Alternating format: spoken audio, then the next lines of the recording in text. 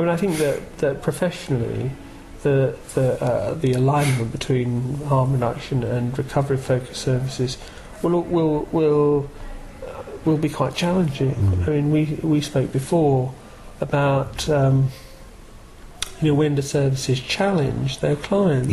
Yeah. How confrontational can you be as a worker with your client? And I think the model within harm reduction is, generally speaking, not to be confrontational. It was in its origins, and to an extent still is, about building user-friendly relationships with individuals in such a way to bring about changes in their behaviour towards lower levels of harm. And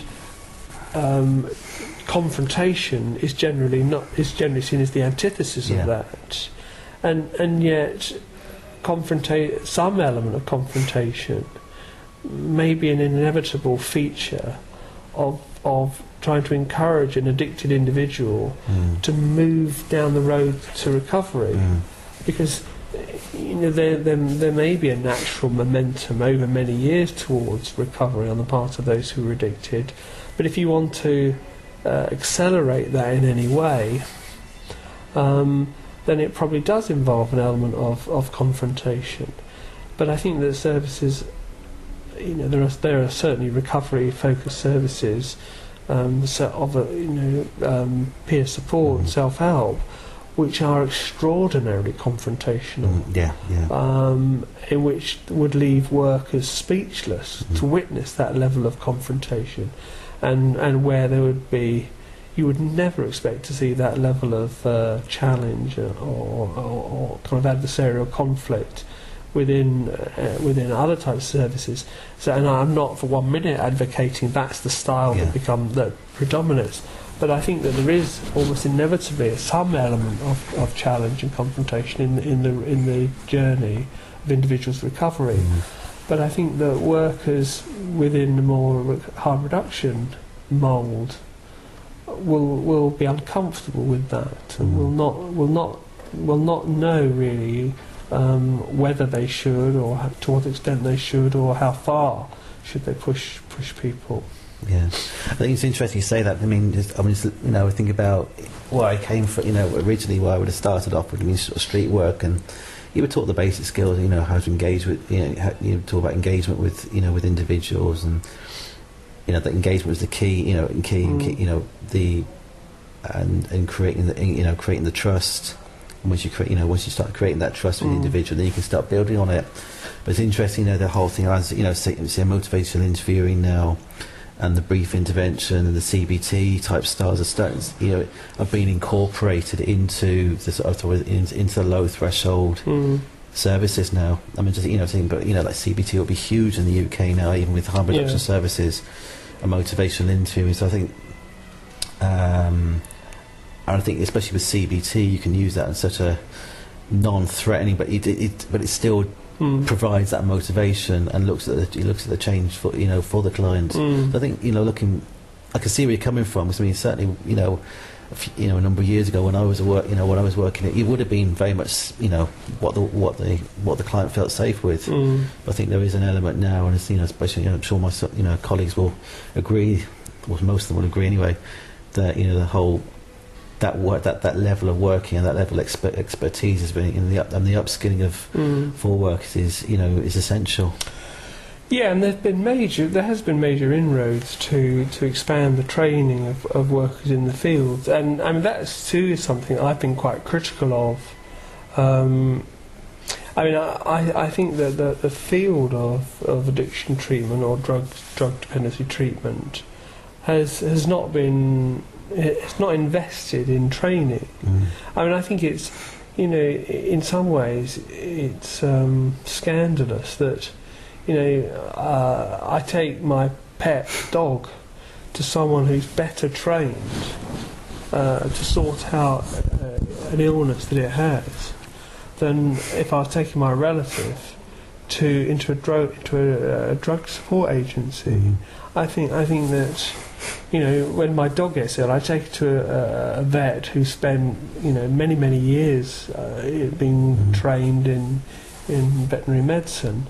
if my daughter had a drug problem, I could take her to a drug clinic, and there's a real possibility that she wouldn't see anybody who had actually spent an extended period of time understanding the nature of drug dependency.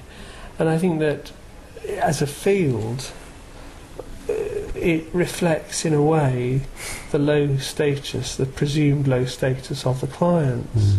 You know, it's almost like we care so little about drug users that it doesn't really matter that the treatment services or the support services are often quite threadbare.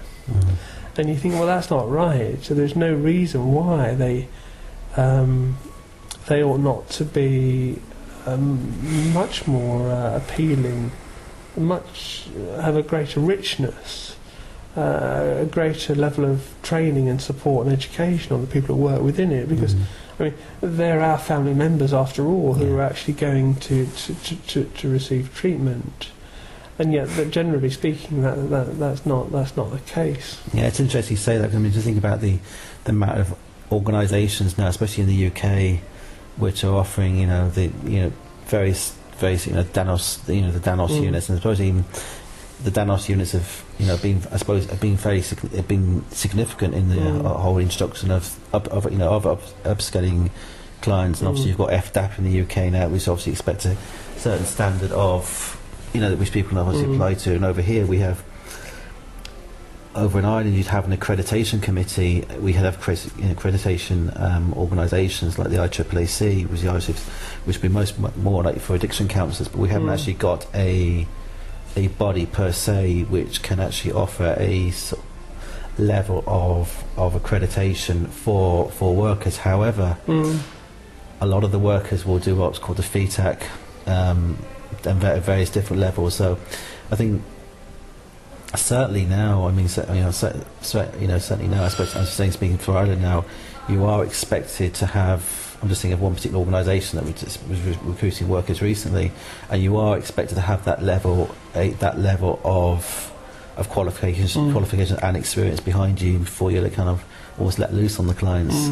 I think things have changed an awful lot. Yeah, they have. I mean, I worked for many years in setting up in Scotland a national training programme for drugs and alcohol, and that has had an enormous benefit, and a much greater proportion of the drug treatment workforce now have undergone some level of training and are required to reach a certain level of attainment, and that is enormously beneficial. But I think there's a long road further to go. I mean, we don't really, I think, understand the cognitive impact of protracted drug use, the impact of these substances on the drug user's brain, and that is an area of understanding which our treatment services need to acquire. It's complex knowledge, but it's important knowledge because it's about our unfolding understanding of the way in which drug use can affect the brain, and that understanding has to be a core part of what our treatment services are doing. So I think there's a hugely long way to go, and we're starting off from a relatively low base. But in a way, we shouldn't be, because this is not a recent problem. This is a problem which we've been grappling with 20, 25, 30 odd years, whatever.